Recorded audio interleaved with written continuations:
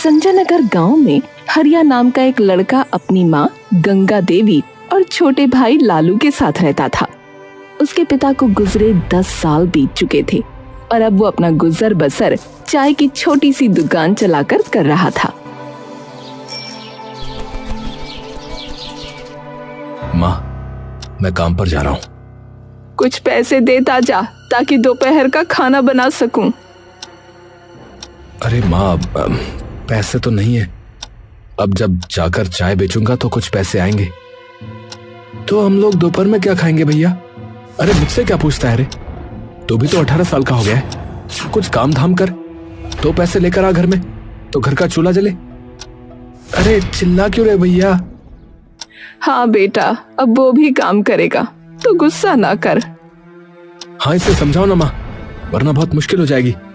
सिर्फ बैठे बैठे खाने मात्र से जिंदगी नहीं चलती। ये बोलकर हरिया गुस्से में घर से निकला और अपनी चाय की टपरी पर पहुंचा। हे भगवान, आज अपनी कृपा से मेरी सही कमाई करवा देना, वरना मेरे घर में चूल्हा नहीं जलेगा।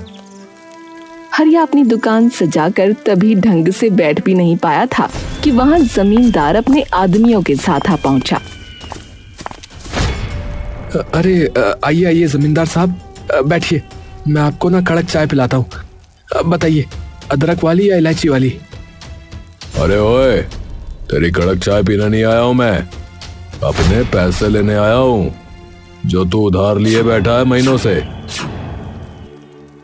जी जमींदार साहब, मैं दे दूंगा आपके पैसे। आजकल बहुत दिक्कत चल रही है, काम अच्छा होता नहीं है और महंगाई बढ़ती चली जा रही है। देखिए ना, आपको पता ही है सब कुछ। अरे सुन रहे लड़के, मुझे कोई मतलब नहीं, समझा? क्योंकि मैं तुझे 2 बार मोहलत पहले ही दे चुका हूं। अब तो चुपचाप ये बता कि तू अपनी ये टपरी खाली करेगा या अपने आदमियों से पिटवाऊं तुझे, हैं? हरिया घबरा गया। उसने फौरन जमींदार के पैर पकड़े और कहा, नहीं नहीं मालिक, ऐसा मत करिए। मैं आपके पैसे चुका दूंगा। पैसे चुका दूंगा? अरे तुम लोग मेरा मुंह क्या देख रहे हो रे? ए कालिया, इसकी दुकान से सारा सामान निकाल कर बाहर फेंक और उसे भी मेरे पैरों से हटा। कुछ आदमियों ने उसकी दुकान का सामान निकाल फेंका और उसे उठाकर एक साइड में फेंक दिया। वो बेचारा रोता हुआ घर पहुंचा।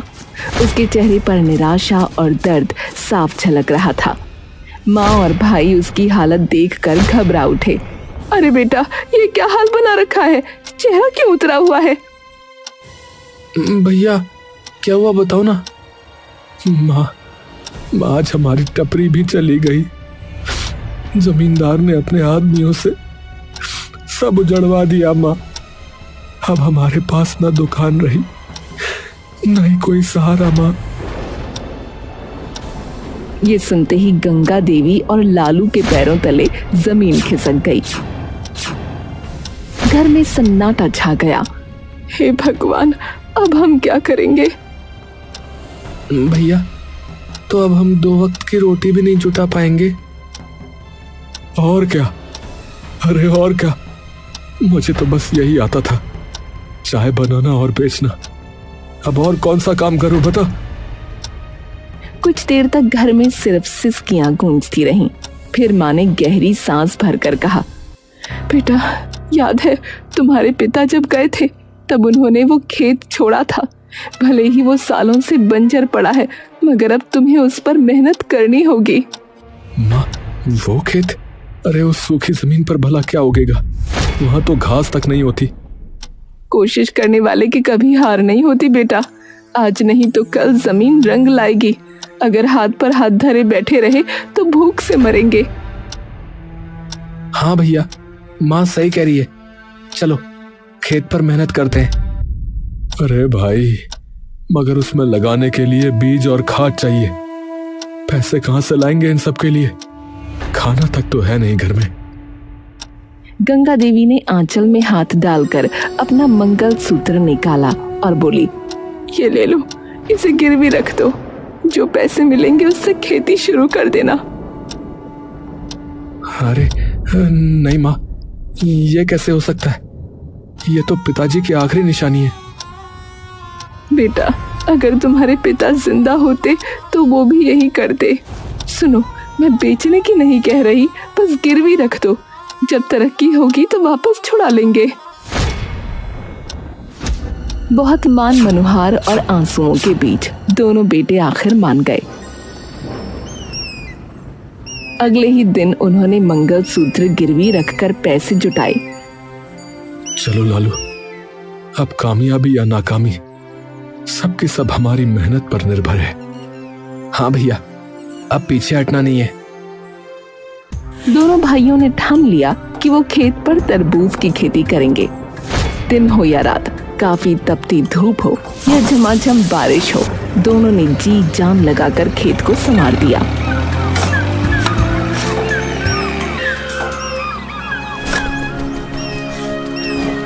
हाँ, देख लालू, मिट्टी की खुशबू बदल रही है। लगता है हमारी मेहनत रंग लाएगी रे। हाँ भैया, जमीन भी हमारी लगन को पहचान गई है लगता है। और सचमुच कुछ ही महीनों में खेत बड़े बड़े हरे भरे तरबूज से भर गया। अब समय आ गया जब उन्हें अपनी उपज मंडी ले जानी थी। दोनों भाई बैलगाड़ी में तरबूज भरकर मंडी पहुंचे।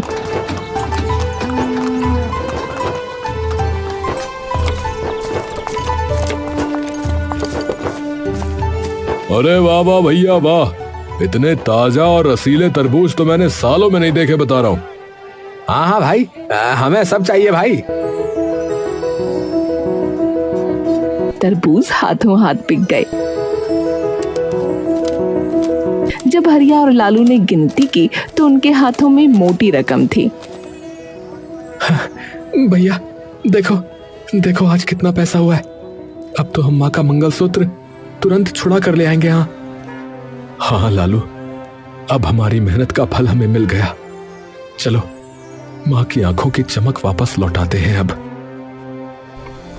हरिया और लालू हाथ में मेहनत की कमाई थामे, चेहरे पर उम्मीद की चमक लिए मंडी से निकले। दिल में बस एक ही बात थी कि आज माँ का मंगलसूत्र छुड़ाना है। पर तभी पीछे से गड़गड़ाहट जैसी आवाज आई। भीड़ चीखती चिल्लाती उनकी तरफ भागी। भैया, ये सब हमारे पीछे क्यों दौड़ रहे हैं? पता नहीं भाई, चलो जल्दी जल्दी आगे बढ़ो। भीड़ ने उन्हें घेर लिया। दुकानदार चंपक सबके आगे आया। अरे ओ हरिया, ठहर जा, हमें उल्लू समझ रखा है क्या है? अरे क्या हुआ भाई, पैसे भी दिए, तरबूज भी दिए, अब और क्या बाकी है? अब क्या बाकी है? बाकी ये है कि तुम्हारे तरबूज बाहर से हरे हरे हैं मगर अंदर से बिल्कुल सफेद, ना मिठास ना ही रस। हमारे ग्राहक थूक थूक कर हमें गालियां दे रहे हैं भैया। क्या ये कैसे हो सकता है? हमने तो मेहनत से खेत संवारा था। ए भैया, सब देख लो तुम अपनी आंखों से। सब लोग कह रहे हैं कि तुम्हारा माल बेकार है भैया। अब एक काम करो, हमारे पैसे वापस करो, वरना यहाँ से जिंदा नहीं जाओगे, बता रहे हैं। भीड़ का गुस्सा आसमान छूने लगा। डंडे उठने लगे, आंखों में खून उतर आया। भाई लोग, हमें एक मौका दो, जरूर कोई गड़बड़ हो गई होगी। हाँ, हमारे पास बस यही पैसा है, इसे ले लो, मगर हमें मारो मत। डरे सहमे दोनों भाइयों ने रकम लौटा दी। दुकानदार तरबूज वापस ठेलों पर पटक गए और गालियां देते हुए चले गए। हरिया और लालू धीरे धीरे घर लौटे। अरे बेटा, ऐसे मुंह लटका कर क्यों आ गए हो? मंगलसूत्र कहाँ है? माँ, सब खत्म हो गया माँ। वो तरबूज अंदर से सफेद निकले। सबने हमें धोखेबाज कहा माँ, पैसे फिर वापस करने पड़े। माँ, हमने महीनों की मेहनत की थी, सब राख हो गया। अब तो जीने की भी इच्छा नहीं बची। देखा माँ, देखा, मैंने पहले ही कहा था, वो खेत बंजर है, उस पर कुछ नहीं उगेगा माँ। नहीं बेटा, अगर जमीन सचमुच बंजर होती तो उस पर तरबूज की बेलें लहलहाती क्यों? कुछ तो चूक हुई है, हार मानने से जिंदगी नहीं चलती। मगर माँ, अब किस में ताकत बची है बताओ? ना पैसा है ना ही हिम्मत है। फिर से कैसे शुरू करेंगे? इस बार तरबूज नहीं, खजूर की खेती करो। समय ज्यादा लगेगा, मगर मुझे यकीन है इस बार किस्मत बदल जाएगी। खजूर? मगर माँ, बात वही है, पैसे कहाँ से आएंगे? इस बार मेरा आंगन ही गिरवी रख दो, ये झोपड़ी ही दे दो। माँ, घर अगर ये भी चला गया तो हम रहेंगे कहाँ माँ? माँ तुम पागल तो नहीं हो गई हो? क्या बोले जा रही हो? पागल नहीं हूँ, बस समझती हूँ कि जिंदा रहने के लिए छत से पहले पेट जरूरी है। अगर भगवान ने चाहा तो ये घर भी लौट आएगा। दोनों भाई माँ की बात सुनकर पत्थर हो गए, मगर हालात ऐसे थे कि इनकार की गुंजाइश ही नहीं थी। अगले दिन वो जमींदार के पास पहुंचे। मालिक साहब, हमारी झोपड़ी गिरवी रख लो, पर कुछ पैसे दे दो।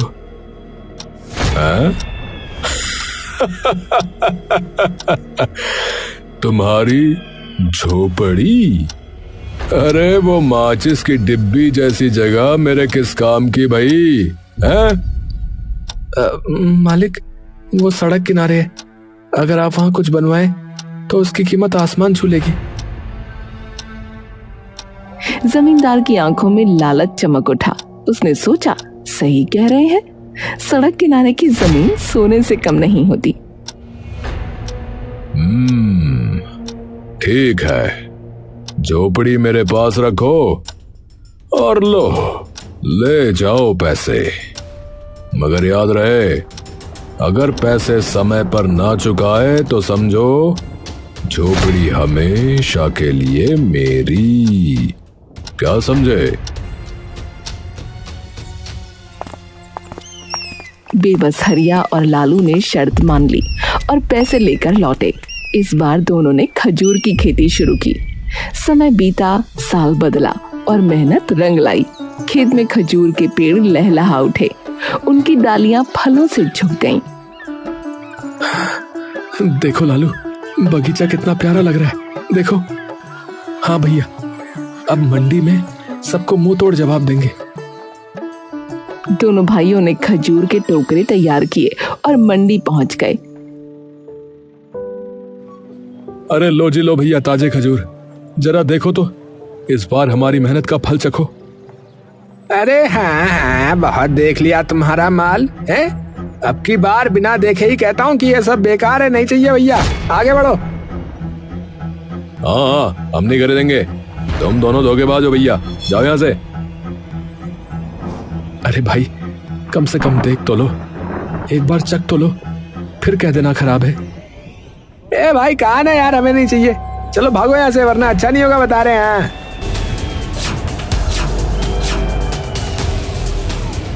भीड़ फिर से शोर मचाने लगी। दुकानदारों ने बिना देखे ही खजूर ठुकरा दिए। अपमान से झुके सर और टूटे दिल लिए हरिया और लालू मंडी से वापस लौटे। भैया, लगता है किस्मत ही हमसे रूठ गई है। हाँ लालू, मेरी तो समझ में ही नहीं आ रहा है कि अब क्या करेंगे। हरिया और लालू मंडी से अपमानित होकर लौटे। चेहरों पर निराशा की कालिख थी। घर पहुंचकर उन्होंने माँ को सारी आप बीती सुनाई। क्या, बिना देखे ही लौटा दिया? अरे भगवान, ये कैसा अन्याय है मेरे बच्चों पर। हाँ माँ, अब तो लगता है कि इस धरती पर हमारे लिए जगह ही नहीं बची। तीनों कुछ देर तक खामोश बैठे रहे। सन्नाटा इतना गहरा कि मानो वक्त भी ठहर गया हो। अचानक गंगा देवी के चेहरे पर चमक आ गई। रुक जाओ, इतनी जल्दी हार मानना पाप है। पहले ये तो देखो कि ये खजूर वाकई बेकार है या नहीं। माँ, क्या फायदा जब मंडी वाले ही नहीं मानते तो। चुप, बिना चखे फैसला मत करो, ले आओ ये खजूर। तीनों ने खजूर तोड़े और खाने लगे। अरे अरे वाह, ये तो गजब के मीठे। सच कहूं तो मैंने इतनी स्वादिष्ट चीज अपनी जिंदगी में नहीं चखी। देखा, ये कोई साधारण खजूर नहीं, ये तो वरदान है। मगर कमी है हमारी सोच में। मंडी वालों की दया पर जीने की बजाय हमें खुद रास्ता बनाना होगा। पर माँ कैसे? मेरे पास एक उपाय है। हम इन खजूरों की बर्फी बनाएंगे और सीधा गांव वालों को बेचेंगे। बर्फी खजूर की? हाँ, मीठे खजूर और देसी गुड़ से जो स्वाद बनेगा उसे खाकर लोग दीवाने हो जाएंगे। हरिया को थोड़ी उम्मीद जगी। वो तुरंत बाजार की ओर भागा और गुड़ खरीद लाया। गंगा देवी ने खजूर और गुड़ को मिलाकर रात भर चूल्हे पर पकाया। भट्टी की आंच, माँ के हाथों का जादू और उनकी आस्था, तीनों ने मिलकर बर्फी तैयार कर दी। माँ, ये तो चमचमाते सोने जैसी लग रही है। हाँ भैया, अब देखते हैं गांव वाले क्या कहते हैं। अगले दिन दोनों भाई टोकरियों में बर्फी भरकर गांव की गलियों में निकल पड़े। अरे आओ आओ भैया, अरे खजूर की बर्फी, मीठी, नरम और एकदम देसी भैया। अरे बाबूजी आओ, अरे माताजी, अरे भैया, आओ भैया आओ। लो जी लो, खाओ और बताओ कैसी है ये खास बर्फी। लो भैया, दादा आओ देखो चखो। गांव वालों को तो पहले ही शक था, मगर जैसे ही बर्फी मुंह में गई सबके चेहरे खिल उठे। क्या क्या खिला रहे हो? क्या है ये? बर्फी? खजूर की बर्फी? चलो चखा रहे हो तो खा ही लेते हैं भैया। चखने में कौन सा पैसा लग रहा है?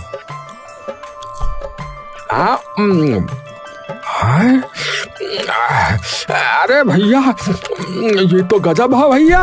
अरे भैया गजब हो गया, ये गजब है।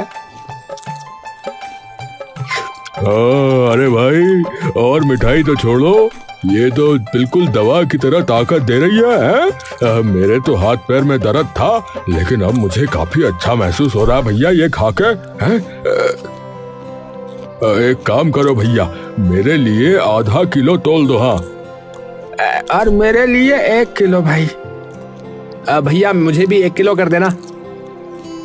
मुझे तो बच्चों के लिए भी चाहिए। कुछ ही दिनों में खजूर की बर्फी पूरे गांव की सबसे ज्यादा बिकने वाली मिठाई बन गई। सभी तरफ उन्हीं की चर्चा थी। पैसे बरसने लगे। सबसे पहले हरिया ने माँ का मंगलसूत्र छुड़वाया। मंदिर जाकर उसने माँ के हाथों में उसे डालते हुए कहा, माँ, ये सिर्फ कहना नहीं, ये हमारी इज्जत है। आज फिर से आपके गले की शोभा लौटी है। भगवान करे ये कभी दोबारा न छूटे। अब सिर्फ झोपड़ी छुड़वाने का सपना बाकी था। परिवार की आंखों में नई उम्मीद थी, मगर उनकी तरक्की देखकर जमींदार के दिल में आग लग गई। अरे धत तेरे की, ये गरीब अब अमीर बनेंगे? ऐसा नहीं हो सकता, नहीं हो सकता ऐसा। अगर इनके खजूर ऐसे ही बिकते रहे तो कल को तो ये हमारी बराबरी करने पर आ जाएंगे। तो मालिक करना क्या ये बताओ? अरे रात में जाओ रे कमबख्तों, और इसके सारे खजूर चुरा के ले आओ। सुबह सूरज निकले उससे पहले खेत खाली होना चाहिए। जमींदार ने योजना खतरनाक बनाई, मगर किस्मत से उसकी बातें मंडी के दुकानदार चंपक ने सुन ली। अरे भैया, ये तो घोर अन्याय है। मेहनत से उगे खजूर यूं चुराना? नहीं, मैं हरिया को बता दूंगा। हाँ। चंपक ने फौरन जाकर हरिया को सब बता दिया। अरे भैया सुनो, एक अंदर की बात है। जमींदार जो है तुम्हारे खिलाफ साजिश कर रहा भैया। आज रात उसके आदमी तुम्हारे सारे खजूर चुराने वाले हैं। मैंने सुन लिया था भैया, तभी बताने आ गया। क्या? हमारे खजूर? धिक्कार है ऐसे जमींदार पर। हमारी मेहनत का फल चुराने की हिम्मत कर रहा है वो। बेटा, अब ये वक्त है हिम्मत दिखाने का। अगर तुम आज डरे तो हमेशा दबे रह जाओगे। नहीं माँ, आज मैं सबक उसे जरूर सिखाऊंगा। हरिया ने एक योजना बनाई और उसने खजूर के पेड़ों पर खुजली वाली जड़ी बूटी लगा दी। फिर जब आधी रात को जमींदार के गुंडे आकर खजूर तोड़ने लगे तो उनके पूरे शरीर में खुजली होने लगी। अरे भाई, मुझे ये खुजली सी हो रही है। अरे अरे अरे, ये हाथों में खुजली हो रही है। अरे भाई, अरे अब तो पैरों में भी होने लगी भाई। अरे यार, ये क्या हो रहा है? अरे मेरी मैया, अरे पूरा शरीर तो फैल गई भैया।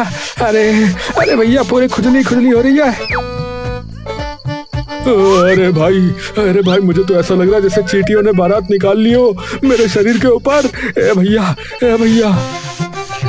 अबे यार, खजूर बाद में, सुनो, पहले खुजली उजली रोकने का इलाज लाओ भैया। अरे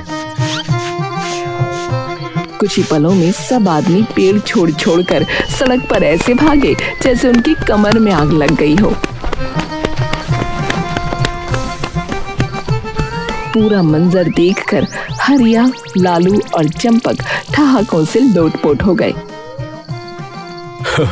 अरे भाई, मैंने तो बहुत तमाशे देखे, लेकिन इतना शानदार कॉमेडी शो पहली बार देख रहा हूँ भैया। जब सब भाग गए तो हरिया ने चंपक से पूछा, अरे चंपक भाई, एक बात बताओ, आपने हमारी मदद क्यों की? तुमने तो कहा था कि हमारे खजूर बेकार है। अरे अब क्या बताऊं हरिया, जमींदार ने ही हमें भड़काया था भैया। उसने कहा था कि तुम्हारे फल कोई ना खरीदे, ताकि वो फिर तुम्हारा घर हड़प ले। इसलिए तो ये सब उस जमींदार का खेल था। लेकिन अब देखना, मैं अपना घर छुड़वा कर ही दम लूंगा। हाँ। अगले दिन अचानक शहर में एक आदमी आता है और हरिया से कहता है, तुम हरिया हो ना, जो खजूर की बर्फी बेचते हो? जी, आप कौन? देखो भैया, शहर में मेरी कई सारी मिठाई की दुकानें हैं, लेकिन जब से कुछ लोग यहाँ से खजूर की बर्फी खाकर गए हैं तो वो उसी की बात करते रहते हैं, और मेरी दुकानों पर भी उसकी मांग बहुत बढ़ गई है। इसलिए मैं चाहता हूँ कि तुम हमारे लिए खजूर की बर्फी बनाओ भैया। हम तुम्हें अच्छा दाम दे देंगे भाई। अरे ये तो बहुत खुशी की बात है। तो आपको कितनी बर्फी चाहिए होगी? पहली बार में 10 से 20 किलो भी दे दोगे तो चलेगा, लेकिन मुझे ज्यादा चाहिए होगी भैया, क्योंकि मेरी 5 दुकानें हैं। ठीक है भाई साहब, आपको मिल जाएगी। अच्छा ठीक है, फिर ये लो पैसे एडवांस। वो आदमी एडवांस पैसे देकर चला गया। बेटा, इतना बड़ा ऑर्डर, आज मुझे लग रहा है कि मेरी तपस्या सफल हुई। सच में माँ, विश्वास नहीं हो रहा है। कुछ ही महीनों में हरिया और लालू बहुत अमीर हो गए और वो अपना घर छुड़वा लेते हैं। तुमने हमको और सभी गांव वालों को बहुत सताया जमींदार, लेकिन याद रखना, अब हम तुमसे ज्यादा अमीर हैं, और इसीलिए अब कोई समझदारी दिखाने की कोशिश मत करना। हाँ। अरे नहीं भाई, मैं आपसे कभी ऐसा नहीं करूंगा। मैंने तुम्हारी गरीबी का फायदा उठाने की कोशिश की, लेकिन भूल गया था कि किस्मत के आगे किसी की नहीं चलती। मुझे माफ कर दो भाई, मुझे माफ कर दो। हाँ, जाओ, माफ किया। चलो बच्चों। इस घटना के बाद गांव का कोई भी शख्स जमींदार के आगे नहीं दबता था, और इस तरह हरिया और लालू की मेहनत से उनका भाग्य तो बदला और साथ ही जमींदार का दबदबा भी खत्म हो गया।